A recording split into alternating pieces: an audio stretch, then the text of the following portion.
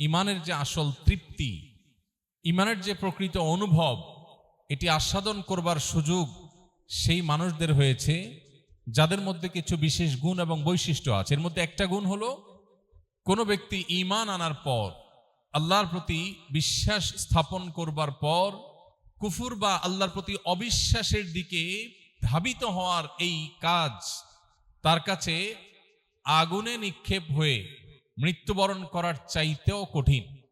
অর্থাৎ তার জীবন চলে যেতে পারে, কিন্তু তার ঈমান সে দিতে পারে না, যদি কেউ সত্যিকারের ঈমানদার হয়ে থাকে। আমরা নবী করিম সাল্লাল্লাহু আলাইহি সাল্লামের সময়কার সাহাবায়ে কেরাম রিদওয়ানুল্লাহি তাআলা আলাইহিম আজমাইনের যে স্যাক্রিফাইস, তাদের যে আত্মত্যাগ, তাদের যে অবদান, এ বিষয় সম্পর্কে যখন আমরা পড়াশোনা করি, আমরা দেখতে পাই যে জীবনের সব কিছুর বিনিময়ে তারা ঈমানকে উঁচিয়ে রেখেছেন।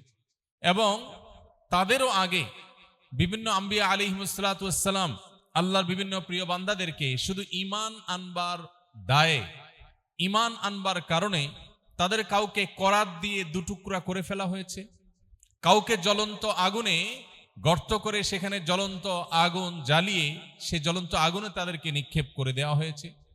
এক একজনকে এক একভাবে নির্মম থেকে নির্মমতর উপায়ে শাহাদাত বরণ করতে হয়েছে। এরপরও তারা কেউ ঈমানের বেলায় ন্যূনতম কোনো স্যাক্রিফাইস করেননি, ত্যাগ করেননি।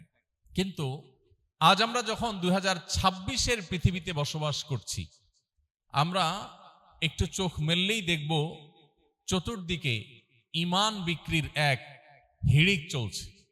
মুসলিম নামধারী আমরা যারা আছি, আমরা আমাদের কাছে সবচেয়ে গুরুত্বহীন বিষয়ের নাম হলো আমাদের ঈমান, আমাদের আইডেন্টিটি। দুনিয়ার অন্য যে কোনো বিষয়ের গুরুত্ব আমার কাছে আমার মুসলিম আইডেন্টিটি, আমার তাকওয়া, আমার ঈমানি চেতনা এর চাইতে বেশি গুরুত্বপূর্ণ হয়ে গেছে। এটি দুর্ভাগ্যজনক বাস্তবতা, কিন্তু এটি অনাকাঙ্ক্ষিত হলেও অপ্রত্যাশিত বা অভাবনীয় নয়। কারণ নবী করিম সাল্লাল্লাহু আলাইহি সাল্লাম প্রায় ১৫০০ বছর আগে আমাদেরকে সতর্ক করেছেন।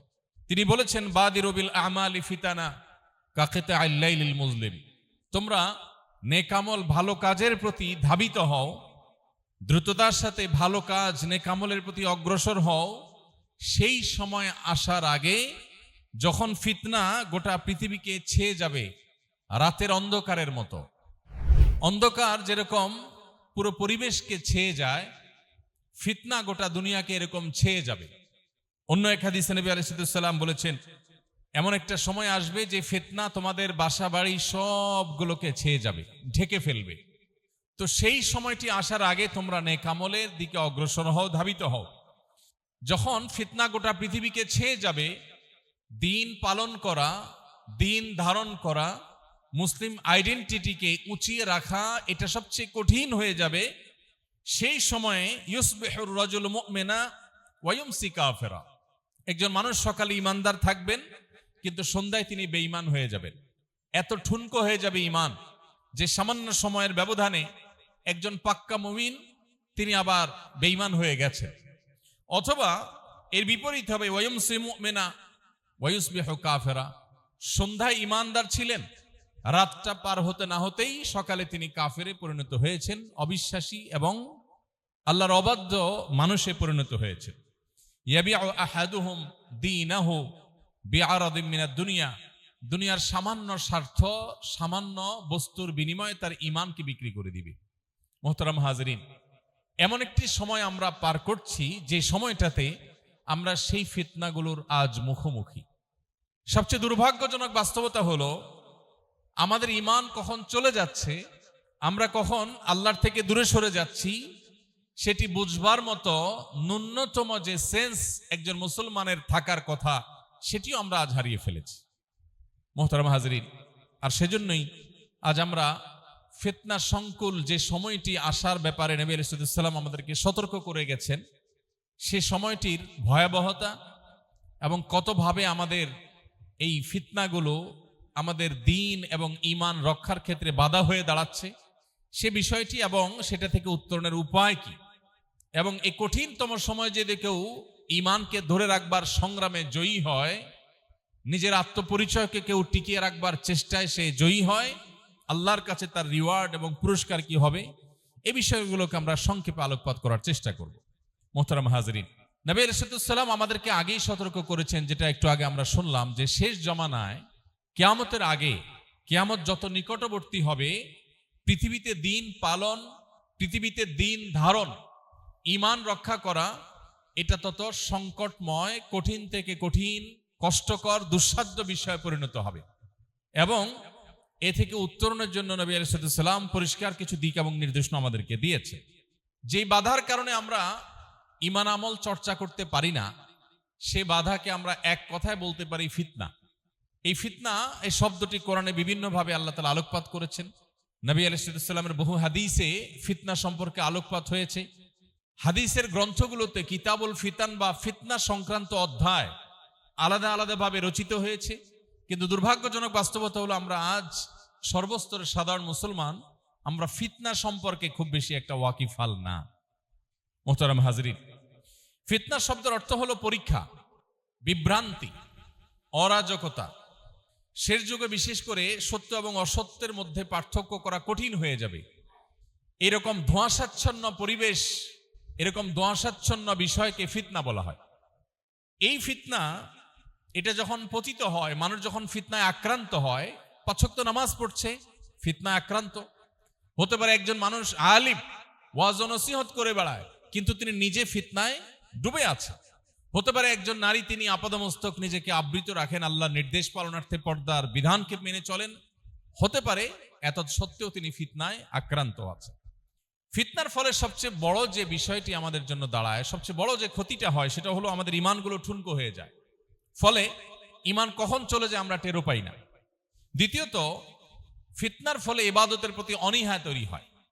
আজ যেদিকে তাকাবেন, অনেক মুসলমান আছেন যিনি আসলে ভালো মুসলমান হওয়ার চেষ্টা করেন এবং তার চেষ্টার কোনো ত্রুটি নাই, সদিচ্ছার কোনো ত্রুটি নাই। তিনি চান তিনি আল্লাহর ওলি হতে, আল্লাহর প্রিয় বান্দা হতে, তিনি চান নেককার মানুষ হতে, আব্দে সালেহ হতে, কিন্তু কেন জানি হয়ে ওঠে না। শত সহস্র মানুষের এই মনোবেদনা, অসংখ্য অগণিত মুসলমানদের মনের এই কষ্ট আছে যে তারা খুব নেককার মানুষ হয়ে উঠতে চান, কিন্তু দিন শেষে এটা করতে পারেন না। রমজান এলে কত আমল করবার সদিচ্ছা জাগে, কিন্তু রমজান পার হয়ে চলে যায়, তেমন কিছু করা হয়ে ওঠে না। তো এই জিনিসগুলো হয়ে থাকে মূলত ফিতনায় আক্রান্ত থাকার ফলে।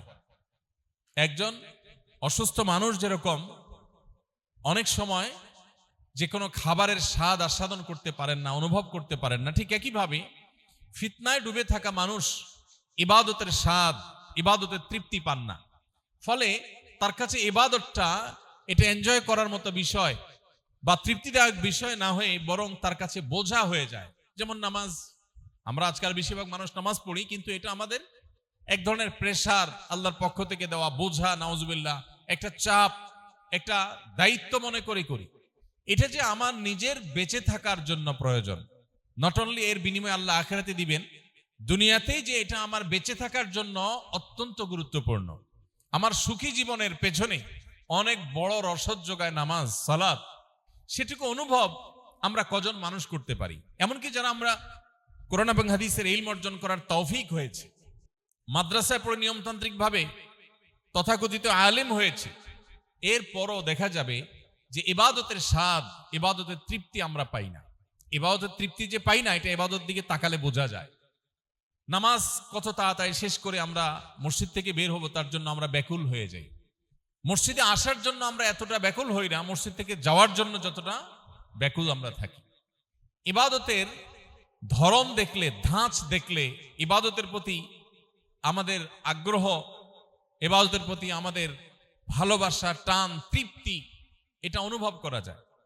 একজন মানুষ প্রাণ ভরে আল্লাহকে সিজদা করে তিনি তৃপ্তি পাচ্ছেন, তিনি আল্লাহ রাব্বুল আলামিনের জাতে পাকের সামনে, মহান রব্বুল আলামিনের সামনে রুকুর মাধ্যমে অবনত মস্তক হয়ে আল্লাহর সামনে তার প্রশংসা, তার তাসবিহ, তার পবিত্রতার জ্ঞাপন এগুলো করে তিনি মানসিকভাবে সুখ অনুভব করছেন। খুব পছন্দের, খুব ভালোবাসার মানুষকে ভালোবাসা প্রকাশ করতে পারলে, তাকে সবটুকুন দিয়ে ভালোবাসার সুযোগ পেলে মানুষ খুব ভালো ফিল করে। আপনি আপনার মাকে ভালোবাসেন, মায়ের প্রতি ভালোবাসা অনেক বেশি থাকলে সেই ভালোবাসা যদি প্রকাশ করেন, সেটা করার সুযোগ পান, সে ভালোবাসা প্রদর্শন করবার সুযোগ পান, আপনি ভালো ফিল করেন।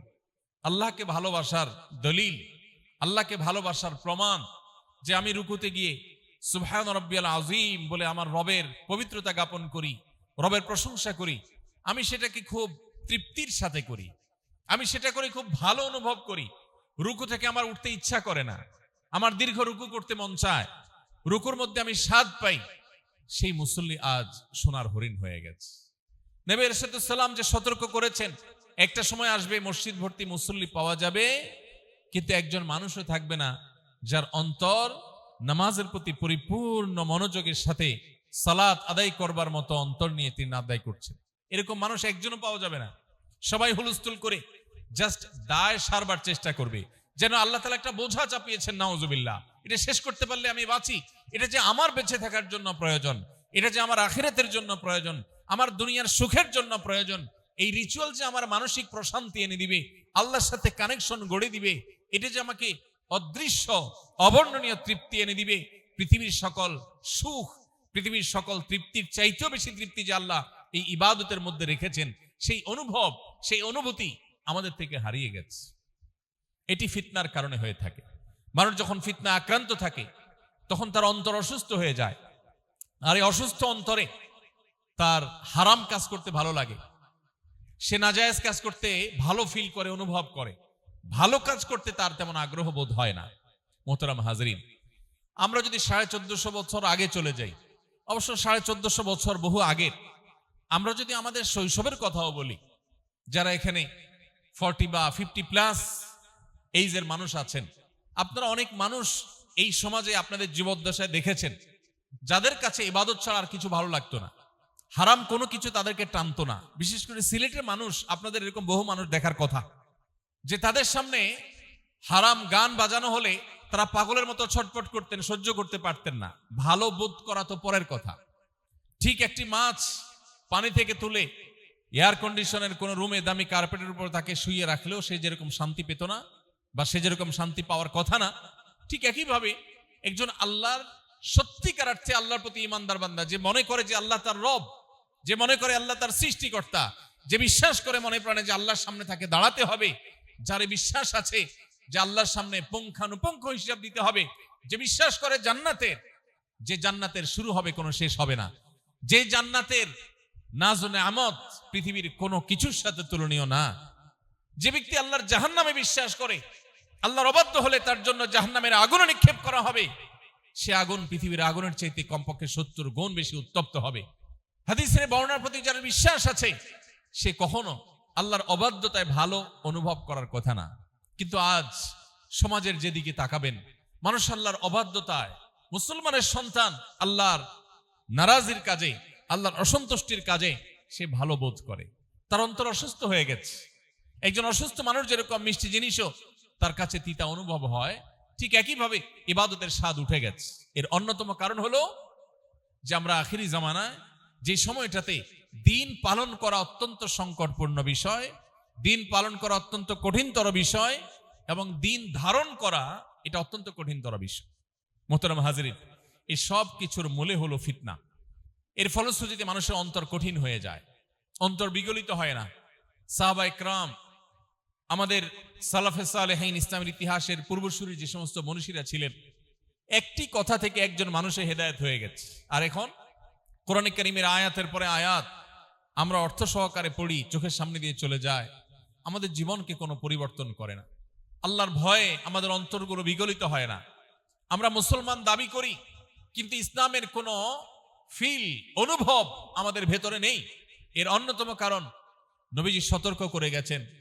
তিনি 1400 বছর আগে সতর্ক করে গেছেন, সময় আসবে যখন ফিতনা সব কিছুকে ছেয়ে যাবে, ঈমান ঠুনকো হয়ে পড়বে, দুর্বল হয়ে পড়বে, অন্তর কঠোর হয়ে যাবে, আল্লাহ থেকে মানুষ দূরে সরে যাবে, তার কাছে দুনিয়ার সব ভালো লাগবে, আল্লাহর ইবাদত ভালো লাগবে না। এই ভয়ঙ্কর কঠিন পরিস্থিতি আসার আগে ইবাদতের দিকে ধাবিত হও। তিনি সতর্ক করেছেন, মানুষ ঈমান বিক্রি করবে পার্থিব সামান্য একটু স্বার্থের কারণে, সামান্য একটু স্বার্থের কারণে তার মুসলিম আইডেন্টিটিকে সে ছেড়ে দিতে দ্বিধাবোধ করবে না। এই সময়টা আমরা পার করছি। সময়তে হাজিরি, এই জন্য নবী করিম সাল্লাল্লাহু আলাইহি সাল্লাম আমাদেরকে বারবার সতর্ক করেছেন। আমরা সেই সতর্কীকরণটাকে যদি গ্রহণ করে জীবনকে গড়তে চাই, তাহলে এই যুগের ফিতনাগুলো সম্পর্কে আমাদের ওয়াকিফাল হতে হবে। আমাদের জানতে হবে যে কোন কোন ফিতনা আছে। এই যুগে যে সমস্ত ফিতনা আমাদের ইমানকে, আমাদের মুসলিম আইডেন্টিটিকে ধ্বংস করে দিচ্ছে, এর মধ্যে অন্যতম বা সবচেয়ে বড় ফিতনার বিষয় হলো আদর্শিক এবং ইমানি ফিতনা। আমাদের ইমানের জন্য যে ফিতনা, সেই ফিতনাগুলো, এগুলোর আলোচনা অনেক দীর্ঘ সময় সাপেক্ষ বিষয়। আমি শুধু এইটুকু বলবো যে আজ এমন বহু বিষয় আমাদের সামনে আসছে, বিশেষ করে তরুণদেরকে আমরা বলতে চাই, যে বিষয়গুলো আমাদের ইমানকে নড়বড় করে দেওয়ার জন্য, ইমানকে দূর করে দেওয়ার জন্য অত্যন্ত ভয়ঙ্কর ভাবে কাজ করছে। মুসলমানদের ইমানকে সন্দেহের মধ্যে ফেলে দেওয়ার জন্য শয়তান এবং তার অনুসারীরা, আল্লাহ কোরআনে কারিমে শয়তানকে দুই ভাগে ভাগ করেছেন। এক হলো মানুষ শয়তান, আর একটা হলো জিন শয়তান। জিন শয়তানের অনুসারী যে মানুষ শয়তানরা আছে, তারা মানুষের ইমানকে নষ্ট করবার জন্য বহুবিধ উপায় তারা অবলম্বন করে। এর ভিতরে একটা হলো কনফিউশন তৈরি হয়, সন্দেহ তৈরি হয়, এরকম বিভিন্ন প্রশ্ন তোলা। প্রশ্ন তুলে অ্যাবসোলিউট রাইট এবং পরিপূর্ণভাবে নিরঙ্কুশ সত্য কোনো বিষয়কে আপনি সন্দেহের মধ্যে ফেলে দিতে পারেন। আপনার পিতৃ পরিচয়, আপনার আপন ভাই বোনের পরিচয়, এগুলো নিয়েও যদি আপনাকে কনফিউশন তৈরি করবার জন্য প্রশ্ন করে, এই প্রশ্ন আপনাকে কনফিউশনে ফেলে দিতে পারে। নিরঙ্কুশ সত্য বিষয়কে মানুষের অন্তরে সন্দেহের দানা বেঁধে দেওয়ার জন্য কিছু প্রশ্ন ছুড়ে দেওয়া যথেষ্ট। আর এই যাতে কনফিউশনগুলো সবচেয়ে বেশি তৈরি করে ইবলিস। এই জন্য বলেছি আমি, ইবলিসের অনুসারী যে মানুষগুলো আছে, মানুষ শয়তান, এরা সমাজে নানান কনফিউশন তৈরি করছে। মুসলমানের সন্তানরা এই সমস্ত কনফিউশনগুলোর কারণে, সন্দেহের কারণে অনেকের ইমান ঠুনকো হয়ে আছে। চক্ষু লজ্জা মানুষের সামনে বলতে পারে না। তার ইসলামের প্রতি আস্থার ঘাটতি তৈরি হয়েছে। শয়তান তার মনে নানা ওয়াসওয়াসা ঢুকিয়েছে, কুমন্ত্রণা ঢুকিয়েছে। আমি আগে বলেছি, কুমন্ত্রণা বা ওয়াসওয়াসা বা এই জাতীয় কনফিউশন তৈরি করবার মতো প্রশ্ন, এগুলো একেবারে নিরঙ্কুশ সত্য বিষয় যদি কারোর অন্তরে বা কারোর মাথায় একবার গেঁথে দেয়া হয়, মুহূর্তের জন্য হলেও তিনি সে বিষয়ে চিন্তা করেন, এবং এই চিন্তা ভাবনা কখনো কখনো তাকে ভয়ঙ্কর রকমের সন্দেহের লেভেলে নিয়ে যায়। এটা একটা ফিতনা যেটা এখন চলমান আছে। আমরা আল্লাহকে নিয়ে, দ্বীনের অনেক বিষয় নিয়ে শয়তানের তৈরি করা অনেক প্রশ্ন দেখছি। নবী করিম সাল্লাল্লাহু আলাইহি সাল্লামকে যখন এরকম কোনো সন্দেহ তৈরি হওয়ার মতো বিষয় কারোর মাথায় আসার কথা বলা হয়েছে, তখন তিনি বলেছেন, কারোর মনে এরকম সন্দেহ আসলে সেই জন্য আল্লাহর কাছে পানা চায় শয়তান থেকে। কারণ মনের ভিতরে এই ধরনের চিন্তা আসার মানে হলো শয়তান উপস্থিত হয়েছে, সে অ্যাক্টিভ হয়ে গেছে, এবং শয়তানের অস্তিত্ব অনুভব করে সাথে সাথে কেউ যদি আউযু বিল্লাহি মিনাশ শাইতানির রাজিম পাঠ করে, ইনস্ট্যান্ট সাথে সাথে সে অন্তর থেকে যদি আল্লাহর কাছে সাহায্য প্রার্থনা করে, তার অন্তরে ইমানের শক্তি অনুভব করবে, সে ফাইট করতে পারবে শয়তানের সে ওয়াসওয়াসার সাথে। আর যদি কেউ সে ওয়াসওয়াসাকে নিয়েই ধরে থাকে, সেটাকে রুট ধরে সামনে অগ্রসর হতে থাকে, তাহলে সে যত বড় বুদ্ধিমানই হোক না কেন, তার ইমান ধরে রাখা কঠিন থেকে কঠিনতর বিষয়ে পরিণত হবে। মোহতারাম হাজিরিন, আজকে ঘরে ঘরে আজ নাস্তিক্যবাদ, এগোনাস্তিক্যবাদ, সংশয়বাদী মুসলমান, এটা আজ তৈরি হচ্ছে।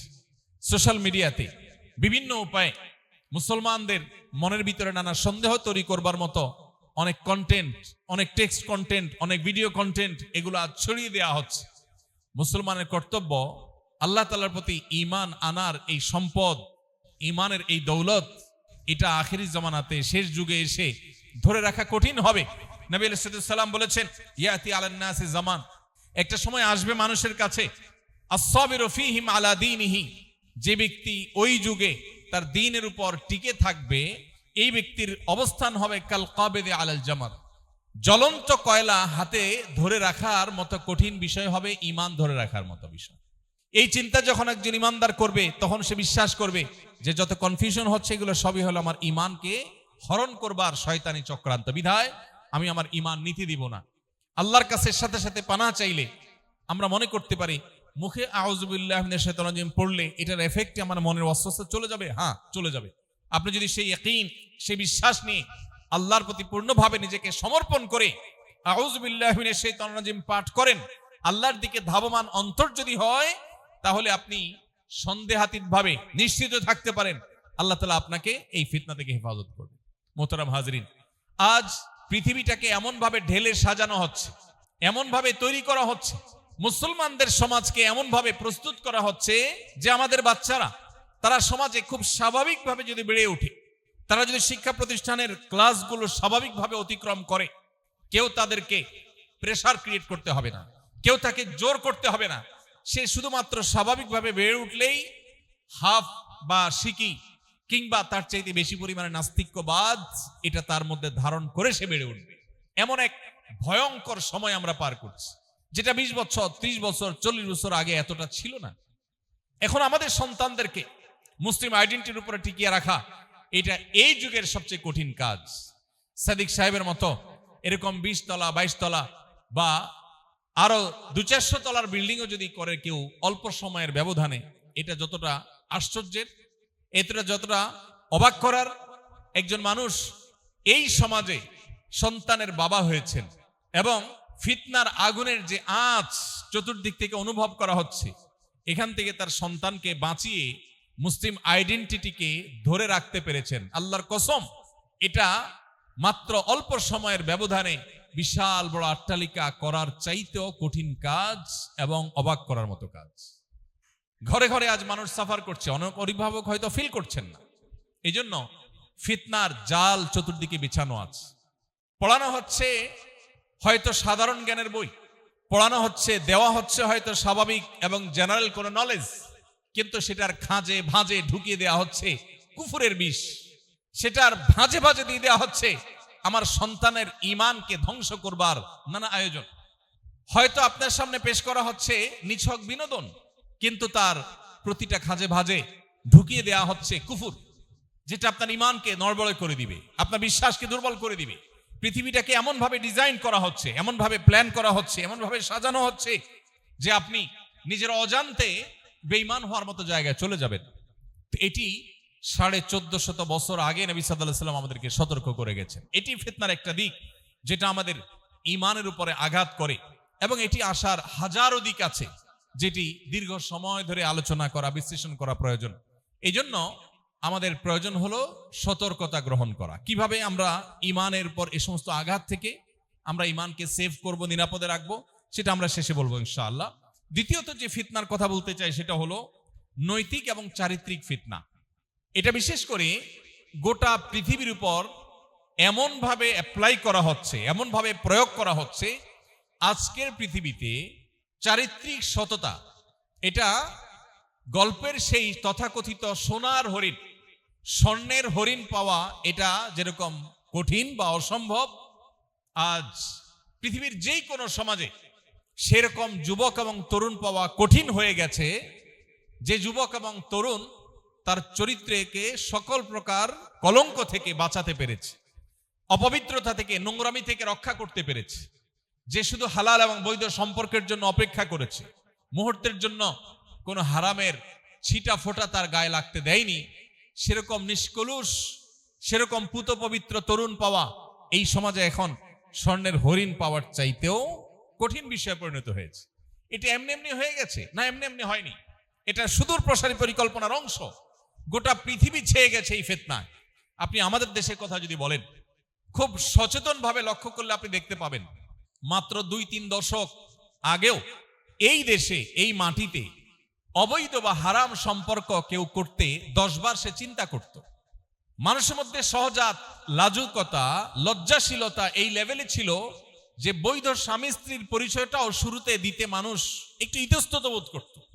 আর এখন নির্লজ্জের মতো সম্পূর্ণভাবে জড়তা এবং অস্বস্তি ছাড়াই হারাম সম্পর্কের, জেনার সম্পর্কের ব্যাপারে মানুষ খুল্লম খোলা বলে, হারাম কাজের সঙ্গী এই পরিচয় দিয়ে দেয়। আগে মানুষ বৈধ স্ত্রীর পরিচয়টা শুরুর দিকে দিতে তরুণদের মধ্যে লজ্জা বোধ হতো, এক ধরনের অস্বস্তি কাজ করতে শুরুর দিকে। অথচ এখন একটা হারাম কাজের সঙ্গী, অবৈধ কাজের সঙ্গী এই পরিচয় নির্দ্বিধায় দেয়া হচ্ছে, এবং একটা জেলা শহর বাদ নেই যে এই ধরনের কালচার নাই। এটা এমনি এমনি হয়ে যায় নাই, এটা ছেয়ে গেছে সমাজে। এই জন্য নবী সাল্লাল্লাহু আলাইহি ওয়াসাল্লাম তিনি বলেছেন, মাইয়াদমান লি মা বাইনা লিহিয়াইহি ওয়া মা বাইনা রিজলাইহি আদমাল্লাহুল জান্নাহ। যে ব্যক্তি তার দুই চোয়ালের মধ্যবর্তী অঙ্গ অর্থাৎ মুখ, আর যে ব্যক্তি তার দুই পাও বা রানের মধ্যবর্তী অঙ্গ, তার সম্ভ্রম, ইজ্জত, এগুলোকে যে ব্যক্তি হেফাজত করবার দায়িত্ব নিবে, নবীজি বলেছেন আমি তার জন্য জান্নাত আল্লাহর পক্ষ থেকে তাকে পাইয়ে দেওয়ার দায়িত্ব নিলাম। মুহতারাম হাজরিন, আজ চারিত্রিক স্খলন এটা এমন পর্যায়ে পৌঁছেছে, এখন আর যুবক, তরুণ, পরিণত বয়স হওয়ার অপেক্ষা করতে হয় না। ছোট ছোট বাচ্চারা পর্যন্ত আজ এই ফিতনায় জর্জরিত। নানাভাবে এই ফিতনা আমাদের সন্তানদেরকে, আমাদের কলিজার টুকরা বাচ্চাদেরকে, ছোট ভাই বোনদেরকে, পরিবারের সদস্যদেরকে আমাদেরকে ধ্বংস করে দেওয়া হচ্ছে। এবং এই নৈতিক এবং চারিত্রিক ফিতনা এটা ছেয়ে যাওয়ার কারণে কেউ চাইলেও বাঁচতে পারছেন। বহু তরুণ, বহু যুবক, শত শত হাজারো তরুণ আছে যে পানি থেকে মাছকে উপরে তুললে যেরকম সে ছটফট করে বাঁচার জন্য, ইমানকে বাঁচাবার জন্য, নিজের চরিত্রকে কালিমা মুক্ত রাখবার জন্য ছটফট করতে থাকে, কিন্তু তার জন্য কঠিন হয়ে যায়। কোথাও যাওয়ার কোনো জায়গা থাকে না যেখানে গিয়ে তার ইমানকে সে সেভ করতে পারবে। পরিবেশটা সেরকম হয়ে গেছে। মোহতারাম হাজিরিন, এই জন্য বললাম দিন পালন করা এই যুগের সবচেয়ে কঠিন কাজ। আপনি একজন বেকার যুবক থেকে একজন সফল ব্যবসায়ী হয়ে গেছেন, এটা কঠিন। একজন আপনি সাধারণ চাকুরি থেকে একজন বিশাল বড় কর্মকর্তায় পরিণত হয়েছেন, কঠিন কাজ।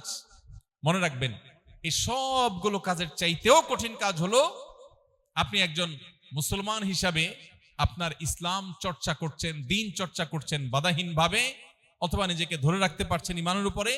এটা হলো সবচাইতে কঠিন কাজ। মোহতারাম হাজরিন, যে বিষয়গুলো আমাদের দিন এবং ইমানকে চর্চা করতে বা ধারণ করতে অসুবিধা তৈরি করে, যে ফিতনাগুলো, এর মধ্যে আরেকটা হলো পারিবারিক ভাঙন। আমাদের পরিবারগুলোর দিকে যদি আমরা তাকাই, তাহলে পরিবারগুলো আগের তুলনায় ভালো আছে না খারাপ আছে? কি বলেন? আজ থেকে যত পেছনে যাবেন, যত পেছনে 10 বছর, 20 বছর, 30 বছর, 40 বছর যত পেছনে যাবেন, বৈষয়িক উন্নতি, অগ্রগতি আমাদের কম ছিল, কিন্তু দাম্পত্য সুখ বেশি ছিল না কম ছিল? বেশি ছিল। আমি এই জন্য অনেক সময় বলার চেষ্টা করি যে এখনকার তরুণরা নিজের স্ত্রীকে ভালোবাসা জানাবার জন্য কত উপায় আছে। SMS করে ভালোবাসা জানায়, মোবাইল কলে ভালোবাসা জানাতে পারে, মেসেঞ্জারে জানাতে পারে, কত রকমের গিফট দেওয়ার অপশন যুবকদের সামনে আছে, কত রকমের খাবার খাওয়ানো, ভালোবাসা যেন হয় তার জন্য হাজারটা কাজ করার উপায় আছে। মগর ভালোবাসা আগের মতো হয় না। সিনিয়র যারা আছেন, মুরব্বী যারা আছেন, তাদের স্ত্রীর সাথে তাদের যে বোঝাপড়া, তাদের যে ভালোবাসা, তাদের যে হৃদ্যতা, তাদের যে দাম্পত্য সুখ, এটা এখন তরুণরা কল্পনাও করতে পারে না। অথচ আগে সে বৈষয়িক অগ্রগতি এতটা ছিল না। স্ত্রীর প্রতি ভালোবাসা প্রকাশ করবার জন্য একটু উপহার দিয়ে তাকে খুশি করবেন, সেটাও এত বেশি ছিল না। ভালোবাসার কথা জানাবেন, সেটারও এত পথ এবং উপায় ছিল না, কিন্তু ভালোবাসা ঠিকই ছিল। এখানে আমরা দেখতে পাচ্ছি যে বৈষয়িক উন্নতি হয়েছে, কিন্তু আমাদের ক্রাইসিসও বেড়েছে। সেই তুলনায় আমাদের ভালোবাসা বাড়েনি। এটা হলো ভয়াবহ একটি ফিতনার একটা অবশ্যম্ভাবী পরিণতি। গোটা পৃথিবীর যেদিকে আপনি তাকাবেন, যেই দিকে তাকাবেন, পূর্ব থেকে পশ্চিম, উত্তর থেকে দক্ষিণ, আপনি দেখতে পাবেন পরিবার ভাঙার এক মহোৎসব চলছে, মহা আয়োজন চলছে। এবং তার ফলশ্রুতিতে আমরা আমাদের দেশেও দেখি প্রত্যেকটা জায়গায় বিবাহ ভাঙার এক হিড়িক চলছে। দাম্পত্য সম্পর্কগুলো টিকে না। এখন বিয়ের সময় অভিভাবকরা সবচেয়ে বেশি দুশ্চিন্তায় থাকেন যে টিকবে তো, অন্য কোনো চিন্তা নাই, টিকবে কিনা এই চিন্তা। আপনি চিন্তা করুন যে 20 বছর 30 বছর আগেও, 2 যুগ 3 যুগ আগেও অভিভাবকদের মাথায় এটা আসতোই না যে বিয়ে আবার না টিকার চিন্তা কি আছে। কিন্তু এখন যত ঘটা করে বিয়ে হয়, তত দ্রুততার সাথে আবার ভেঙে যায়। এই যে ভেঙে যাচ্ছে, এটা এমনি এমনি ভেঙে যাচ্ছে না, এটা অত্যন্ত সুপরিকল্পিতভাবে আমাদের পরিবার ব্যবস্থাকে ভেঙে দেওয়া হচ্ছে। এর ভেতরে শয়তানের বিভিন্ন স্বার্থ লুকায়িত আছে, শয়তানের বিভিন্ন এজেন্ডা লুকায়িত আছে। সে বিষয়গুলো হয়তো দীর্ঘ আলোচনা সাপেক্ষ বিষয়, আমরা একটু খেয়াল করলে দেখতে পাবো। এই জন্য আখেরি জামানাতে, শেষ যুগে, কোন পরিবার যদি ভাঙনের হাত থেকে নিজেদেরকে রক্ষা করতে পারে, পরিবারের সদস্যদের মধ্যে যদি হৃদ্যতাপূর্ণ সম্পর্ক থাকতে পারে, তাহলে এটা বিশাল বড় একটা সাকসেস। আপনারা অনেকে সহিহ মুসলিমে বর্ণিত সেই হাদিস শুনেছেন। নবী আলাইহিস সালাম বলেছেন, শয়তান পানির উপরে তার সিংহাসন স্থাপন করে তার অনুসারীদেরকে সদস্যদেরকে ছেড়ে দেয় মানুষের মাঝে শয়তানি করবার জন্য। এক এক শয়তানি করে মানুষের মধ্যে বিচরণ করে দিন শেষে যখন দলনেতার কাছে এসে রিপোর্ট দেয়, কেউ বলে আমি মানুষকে দিয়ে আজকে অমুক আকাম করিয়েছি, খারাপ কাজ করিয়েছি, গুনাহের কাজ করিয়েছি, শয়তান অ্যাপ্রিসিয়েট করে। কিন্তু সবচেয়ে বেশি অ্যাপ্রিসিয়েট করে ওই শয়তানকে, শয়তানের সেই সদস্যকে যেই সদস্য কোন পরিবারের মধ্যে ভাঙন ধরাতে পেরেছে। অতএব মুসলমানদের পরিবার শুধু নয়, গোটা পৃথিবীতে পরিবার ব্যবস্থা যেন ভেঙে পড়ে, এটার জন্য দেখবেন বিবাহ বহির্ভূত সম্পর্ককে অ্যাপ্রিসিয়েট করা হচ্ছে। আচ্ছা আপনি বলুন, গোটা দুনিয়াতেই বিবাহের ব্যবস্থা আছে, পৃথিবীর মুসলিম অমুসলিম সব সমাজে বিবাহের ব্যবস্থা আছে, কিন্তু বিবাহ ছাড়া একটি তরুণ, একজন তরুণী, একজন পুরুষ, একজন নারী বিবাহ ছাড়া যে হারাম রিলেশন, এইটাকে এমন ভাবে অ্যাপ্রিসিয়েট করা হচ্ছে, এটাকে এতটা ইজি করে দেওয়া হচ্ছে, মানুষ যেন সেই পথেই হাঁটে। পৃথিবীর বহু দেশে এমন ভাবে আইন করা আছে, বিবাহ কেউ পারতপক্ষে মাথা নষ্ট না হলে করার কথা না। কারণ বিবাহ যদি করে তাহলে বিচ্ছেদ হলে সম্পদের অর্ধেক স্ত্রীকে দিয়ে যেতে হবে। এখন হতে পারে যে কারোর সাথে বনিবনা হলো না, এখন বিয়ে করে তো সে ফেঁসে যাবে, কি দুঃখে সে বিয়ে করবে। এর বিপরীতে বিবাহ বহির্ভূত সম্পর্ক করবে, সেখানে কোনো দায় নেই, কোনো অসুবিধা নেই। আপনি আমাদের সমাজে লক্ষ্য করলে দেখতে পাবেন বিবাহের জন্য হাজারটা বাধা। বহু অভিভাবক আছেন সন্তান অপকর্মে লিপ্ত, এটা জানার পরেও দেখেও না দেখার ভান করে। তিনি মনে করেন যে এই বয়সে একটু আধটু করবেই, কিন্তু এই অভিভাবককেও যদি বলা হয় যে বিয়ের ব্যবস্থা করেন, তিনি বলবেন বলেন কি, মাথা খারাপ, এই বয়সে নিজের পায়ে এখনো দাঁড়াতে পারেনি। আপনি যেদিকে তাকাবেন দেখবেন যে বিবাহ বহির্ভূত সম্পর্ককে অ্যাপ্রিসিয়েট করা হচ্ছে। এর অবশ্যম্ভাবী পরিণাম এবং এর ক্ষতি পৃথিবীর প্রতিটি উন্নত দেশ, পৃথিবীর প্রত্যেকটি উন্নত দেশ সাফার করছে। এমন দেশ পৃথিবীতে একটিও পাওয়া কঠিন হবে, এমন উন্নত দেশ একটিও পাওয়া কঠিন হবে যেই দেশে সন্তান জন্মের বিনিময়ে সরকারিভাবে প্রণোদনা দেওয়া হয় না। একটা হলে এত ডলার, দুইটা হলে এর বেশি, তিনটা হলে আরো বেশি, বাসায় কাজের লোক সার্ভেন্ট রাখার খরচ সরকার দিবে, মাসে মাসে ভাতা দিবে, শুধুমাত্র সরকার চায় সন্তান জন্ম হোক, বাট কোনো প্রণোদনায় কাজ হচ্ছে না। আমাদের দেশ থেকে, গরিব দেশগুলো থেকে মেধাবী তরুণদেরকে তারা পাচার করে নিয়ে যাচ্ছে, শিক্ষার নামে তাদেরকে নিয়ে সেখানে এস্টাবলিশ করছে, এবং এই সন্তানগুলো আর বেশিরভাগই ফিরে আসছে না, এরা হারিয়ে যাচ্ছে, মুসলিম আইডেন্টিটি পর্যন্ত চলে যাচ্ছে, মা বাবার সাথে সম্পর্ক আস্তে আস্তে শেষ হয়ে যাচ্ছে। এসব দেশগুলো আজকে যে ভয়ঙ্কর পরিণতির মুখোমুখি হয়েছে, একটা সময় তারা তথাকথিত জন্ম নিয়ন্ত্রণ করেছে, আল্লাহর নির্দেশে বাইরে গেছে, এখন তারা হাড়ে হাড়ে টের পাচ্ছে যে কাজ তারা 2 দশক 3 দশক আগে শুরু করেছে, তার পরিণতি দেখতে তাদেরকে 100 বছর অপেক্ষা করা লাগে নাই, কয়েক দশকের মধ্যে দেখেছে যে বিশাল বড় গ্যাপ তৈরি হয়ে গেছে জেনারেশনের মধ্যে। একটা দেশ চালাবার মতো লোকবল পর্যন্ত নেই, প্রত্যেকটা দেশ, এমন একটা দেশ নাই যে দেশ উন্নত অথচ এই ক্রাইসিসের মধ্যে নাই। মোহতারাম হাজরিন, আল্লাহর সিস্টেমের বাইরে গিয়ে মানুষ যখন কিছু করতে চাইবে তার অবশ্যম্ভাবী পরিণতি হবে ধ্বংস। ইসলাম ছাড়া পৃথিবীর কোনো কল্যাণ কোথাও নিহিত নেই। মানুষ যদি কল্যাণ চায় তাকে টুডে অর টুমরো, আজ হোক, 20 বছর পরে হোক, 200 বছর পরে হোক, তাকে আল্লাহর বিধানেই ফিরে আসতে হবে। ইসলাম সন্তানদেরকে শাসন করার কথা বলে, নির্যাতন না। শাসন এক জিনিস, নির্যাতন আরেক জিনিস। আপনার ছোট ছেলে আছে, মেয়ে আছে, একটা বয়স যখন হবে সে পরিণত হবে, তখন তাকে শাসন করবার অনুমোদন শরিয়া দিয়েছে, বরং গাইডলাইন দিয়েছে যে হ্যাঁ শাসন করতে হবে। আবার বলছি, শাসন, নির্যাতন না। আবার সেটা চাইলেই ছোট 2 বছর 3 বছর 4 বছরের বাচ্চাকে শাসন করবার অধিকার শরিয়া দেয়নি। নবী রাসূলুল্লাহ সাল্লাল্লাহু আলাইহি ওয়াসাল্লাম পরিষ্কার ভাবে এজ বলে দিয়েছেন, 7 বছর বয়স হলে সন্তানকে নামাজের নির্দেশ দাও, 10 বছর বয়স হলে নামাজ না পড়লে শাসন করো, তার আগ পর্যন্ত শাসনের অনুমোদন নাই। এটা হলো ইসলামের বিধান। কিন্তু পশ্চিমা আইডিওলজি দাঁড়ালো আমাদের দেশে, আমাদের ব্রেইনও দখল করে ফেলেছে। আমরা তাদের মুখরোচক কিছু কথা শুনে আমরা বিভ্রান্ত হয়েছি। এই যে ফিতনা, তারা আমাদেরকে চমক দেখিয়েছে, দারুণ করে বুঝিয়েছে যে দেখো একটা বাচ্চা, তাকে ফ্রিডম দেওয়া উচিত। ফ্রিডমের নামে, স্বাধীনতার নামে আমাদেরকে দাস বানানো হচ্ছে। ফিতনা দেখছি, স্বাধীনতা এর ভেতরে লুকায়িত আছে দাসত্ব। আমি যেটাকে স্বাধীনতা মনে করছি সেটা আমার প্রবৃত্তির দাসত্ব, সেটা আমার শয়তানের দাসত্ব। প্রত্যেকটা মানুষ দাস, কেউ তার প্রবৃত্তির, কেউ তার মালিকের। কেউ শয়তানের, কেউ আল্লাহর। এখন আমাকে তথাকথিত স্বাধীনতার নামে চমক দেখিয়ে আমাকে যে বিভ্রান্ত করা হচ্ছে, এটার নাম ফিতনা। বহু মানুষ নামাজ কালাম পড়েন, কিন্তু এই সমস্ত পশ্চিমা ফিতনা, বিভিন্ন রকমের ফিতনা এসে পড়ে গেছে। তো যেটি বলছিলাম যে একটি শিশুকে নির্দিষ্ট বয়সে যাওয়ার পর শরিয়ার বিভিন্ন নীতিমালার আলোকে বিভিন্ন শর্ত মেনে তাকে শাসন করবার এখতিয়ার দিয়েছে। কিন্তু গোটা দুনিয়ার, গোটা পৃথিবীর উন্নত দেশগুলোর দিকে তাকান, বলবে না খবরদার, কিচ্ছু বলা যাবে না। বিশেষ করে আপনাদের সিলেট এলাকায় মানুষ, পৃথিবীর উন্নত দেশগুলোতে আপনারা বেশি থাকেন, আপনারা আরো ভালো বলতে পারবেন। পৃথিবীর যে কোনো উন্নত দেশ বলবে কি, বাচ্চাকে কোনো শাসন করা যাবে না। স্কুলে বাচ্চাকে রীতিমতো তালকিন করা হয়, ফুসলানো হয় যে বাসায় আব্বু আম্মু বকা দেয় কিনা, শুধু বলো, থানা থেকে ধরে নিয়ে আসা হবে, এবং আসা হচ্ছে। প্রত্যেকটা ঘরে ঘরে বাচ্চাদের ভয়ে বাপ মা আতঙ্কে থাকেন। একটু জোরে ধমক দিলেও, স্কুলে নালিশ করলে পুলিশ এসে বাপ মাকে ধরে নিয়ে যাবে, এবং এরপরে বাপ মাকে বাধ্য করা হবে যে টাকা দিবা, তোমার চোখের সামনে তোমার ছেলে মেয়ে নষ্ট হবে, খরচ তুমি দিবা, 100 মিটারের মধ্যে তাদের কাছেও যেতে পারবা, যা খুশি তারা করবে। আজকে সম্ভবত দেখেছি সিঙ্গাপুরে আইন করা হয়েছে, 9 বছরের বয়সও যদি হয় তাহলে টিজ করার দায়ে বেত্রাঘাত করার পারমিশন সরকারিভাবে দেয়া হয়েছে। আমি এই নিউজটা দেখে একটু হাসলাম। শরীয়ত যে শাসন করার অনুমোদন দিয়েছে সেটা নিয়ে আমরা হাসাহাসি করলাম, আমরা খুব জাতে উঠলাম যে আমরা অনেক আধুনিক, স্মার্ট, ইসলাম অনেক সেকেলে, কিসের বাচ্চাকে আবার শাসন করে, তাদের স্বাধীনতা আছে, তাদের নিজস্ব চিন্তা থাকা উচিত, তারা নিজেরা বেড়ে ওঠা উচিত।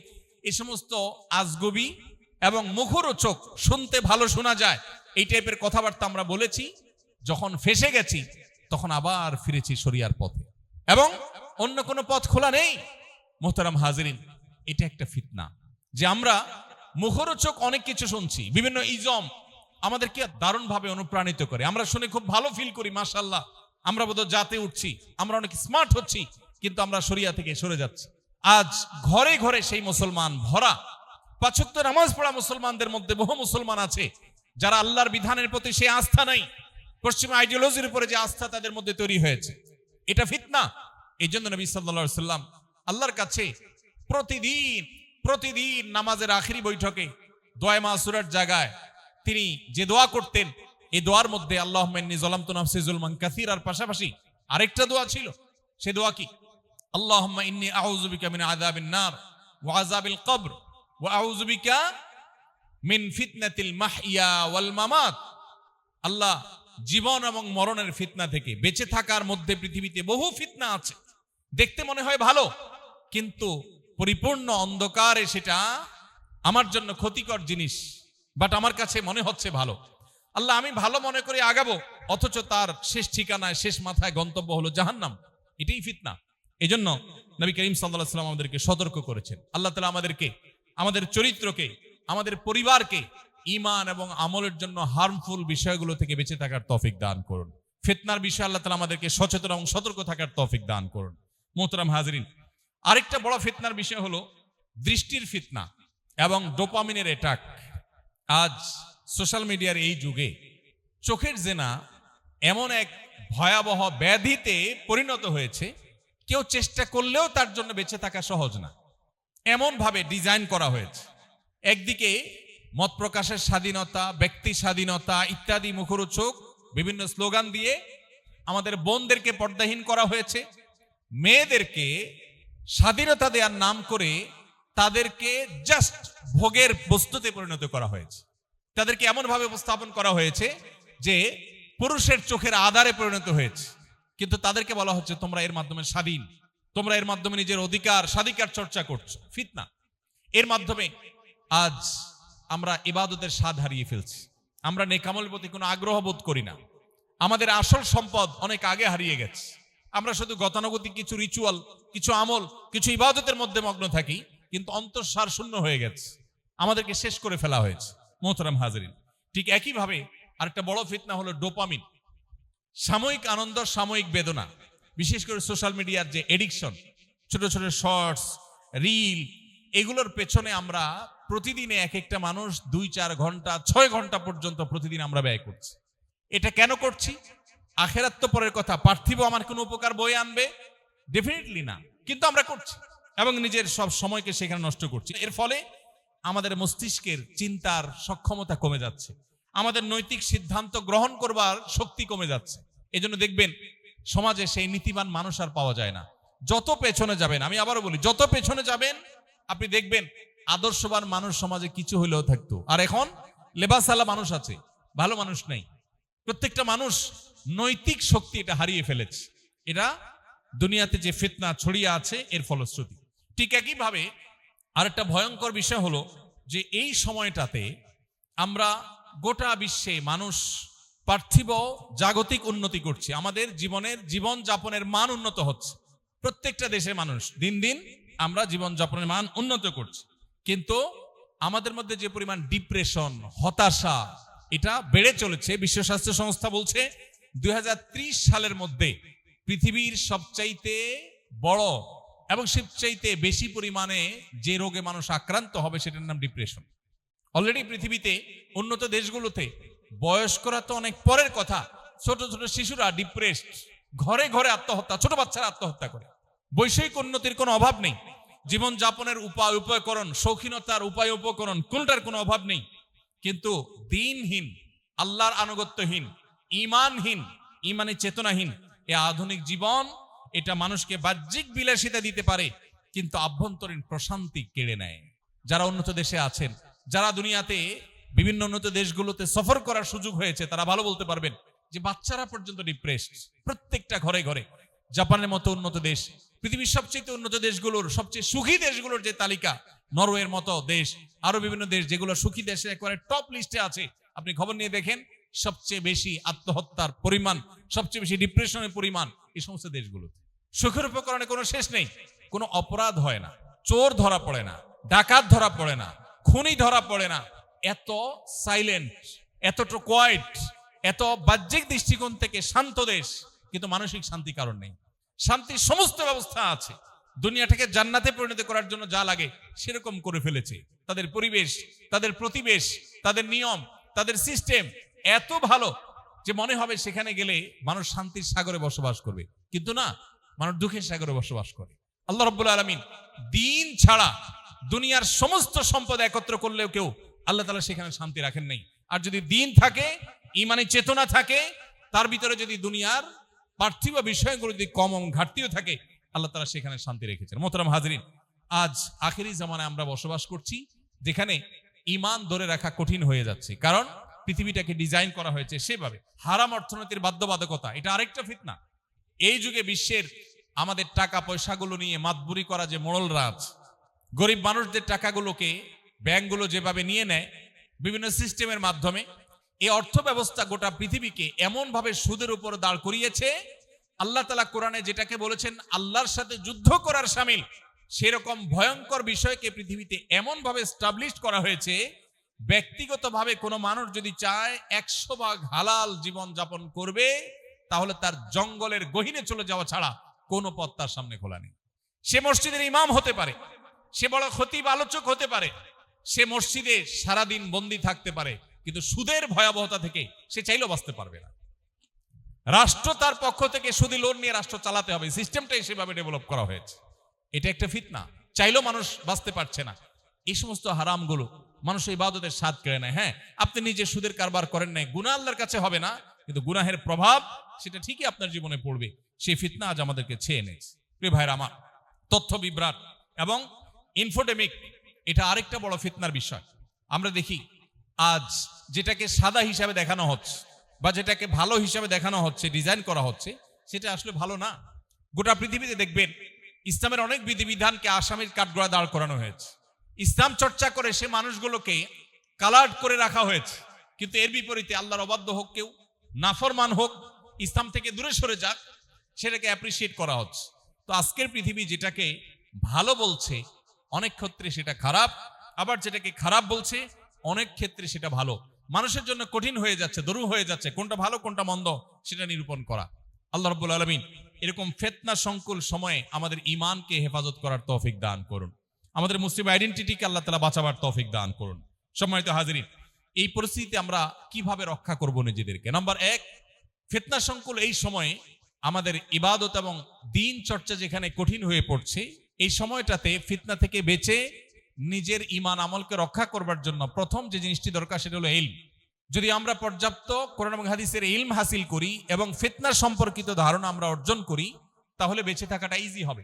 আমাদের যে লাইফস্টাইল, আমাদের যে খাদ্যাভ্যাস, আমাদের যে ফুড পিরামিড ডেভেলপ করা হয়েছে, এটার মধ্যেও খাঁজে ভাঁজে বহু ফিতনা ঢুকিয়ে দেওয়া হয়েছে, সেটা দীর্ঘ আলোচনার বিষয়। তো এগুলো সম্পর্কে যতটা আমরা জানতে পারবো ততটা আল্লাহ আমাদেরকে হেফাজত করবেন, যত বেশি জানা যাবে। দ্বিতীয়ত আরেকটা উপায় আছে ফিতনা থেকে বাঁচার জন্য, সেটা হলো আল্লাহ বলেছেন, ইয়া আইয়ুহাল্লাযীনা আমানু ইন তাত্তাকুল্লাহ ইয়াজআল লাকুম ফুরকানা। হে ঈমানদারগণ, তোমরা যদি আল্লাহকে ভয় করো, প্রকৃত অর্থে অন্তর যদি তাকওয়া তোমরা অর্জন করো, ইয়াজআল লাকুম ফুরকানা, আল্লাহ তোমাদেরকে সত্য অসত্য, ভালো এবং মন্দের মধ্যে পার্থক্য করবার সক্ষমতা দিয়ে দিবে।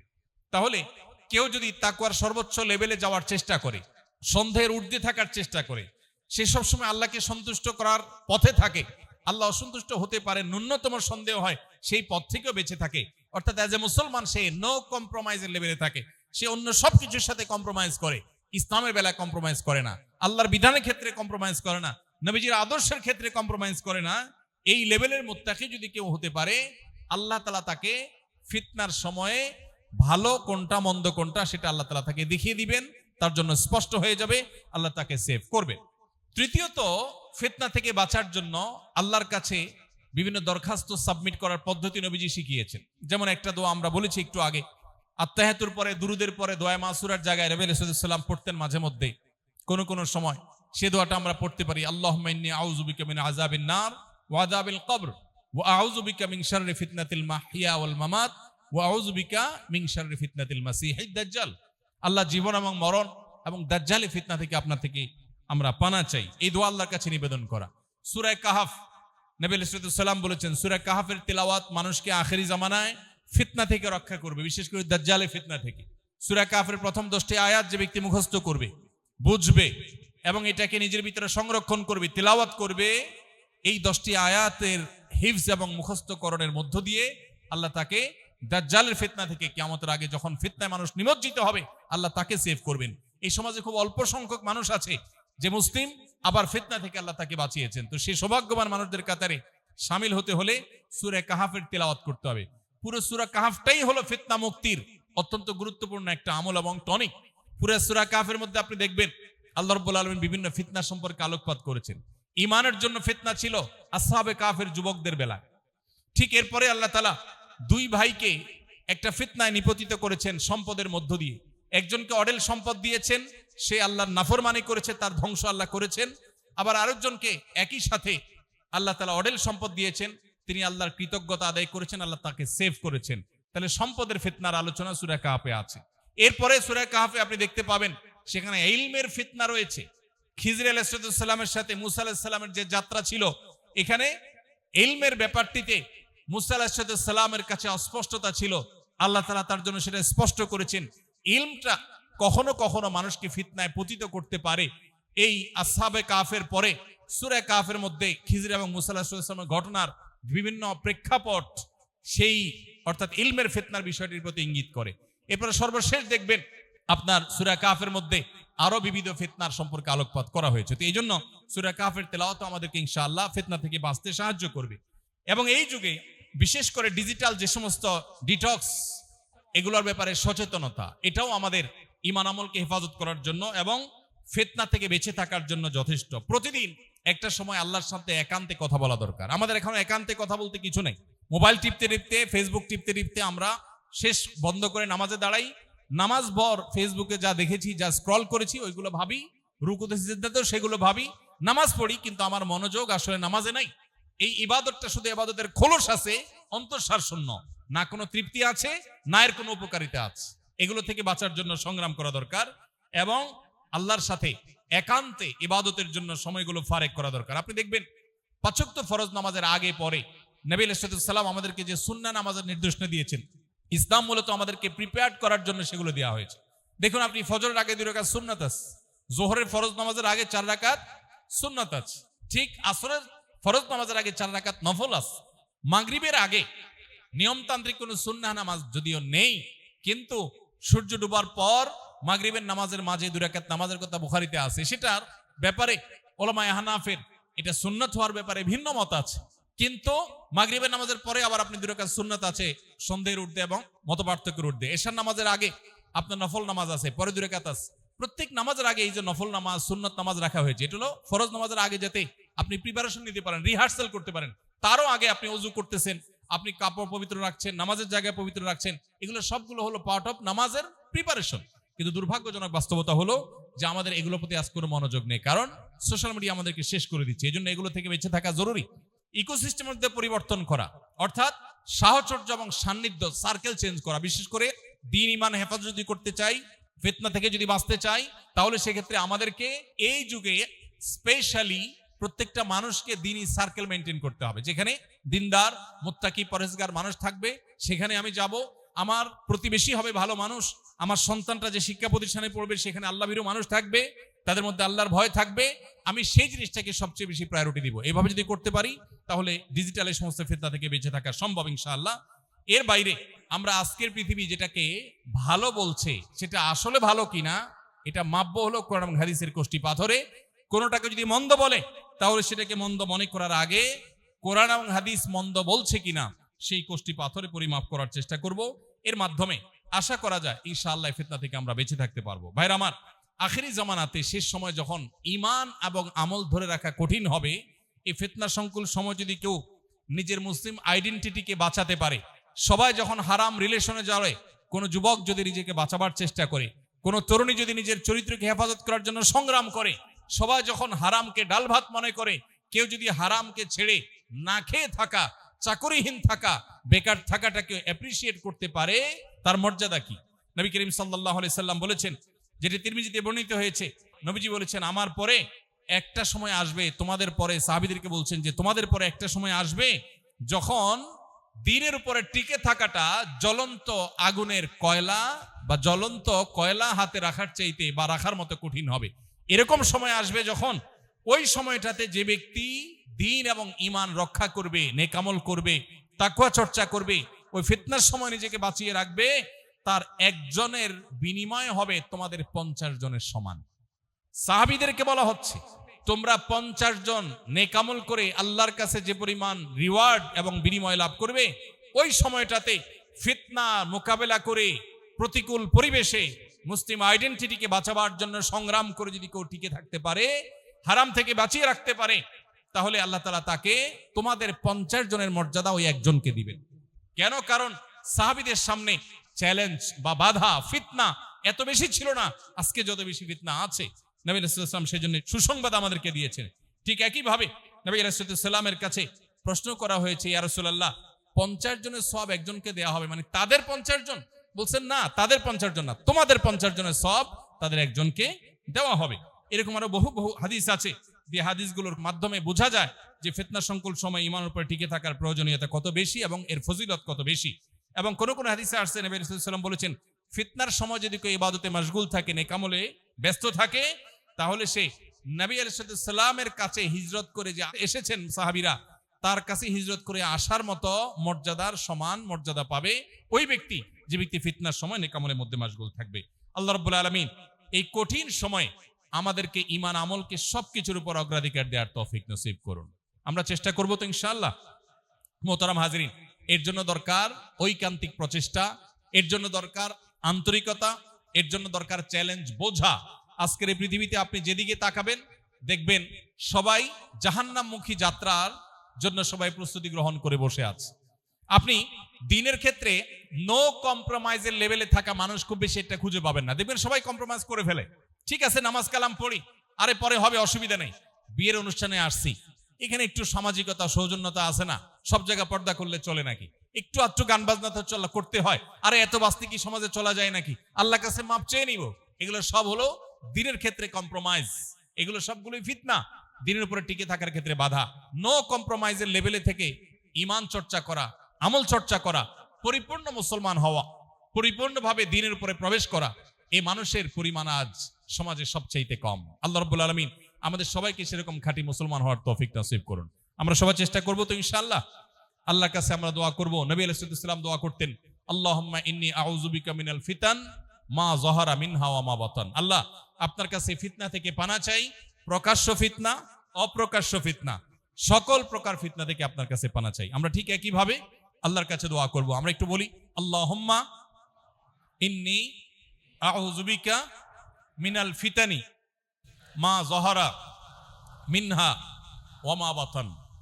এর অর্থ হলো, আল্লাহ, যে সমস্ত ফিতনাগুলো স্পষ্ট আর যেসব ফিতনাগুলো বোঝা যায় না, ধোঁয়াশা, বিভ্রান্তি, কোনটা ভালো কোনটা মন্দ, কোনটাতে তুমি খুশি হবে কোনটাতে অসন্তুষ্ট হবে, স্পষ্ট না, এরকম ধোঁয়াশাপূর্ণ যে সমস্ত ফিতনা আছে, এগুলো থেকে তুমি আমাদেরকে রক্ষা করে হেফাজত করো। আল্লাহ তাআলা আমাদের সবাইকে, আমাদের ঈমানকে, আমাদের আমলকে, আমাদের ফ্যামিলি পরিবারের সদস্যদের ঈমান আমলকে এই কঠিন ফিতনার সময়ে পরিপূর্ণভাবে সেভ করা এবং সেটাকে হেফাজত করা, আল্লাহর প্রিয় বান্দা হিসাবে, খাঁটি মুসলিম হিসাবে গড়ে তোলার তৌফিক আল্লাহ তাআলা আমাদেরকে দান করুন।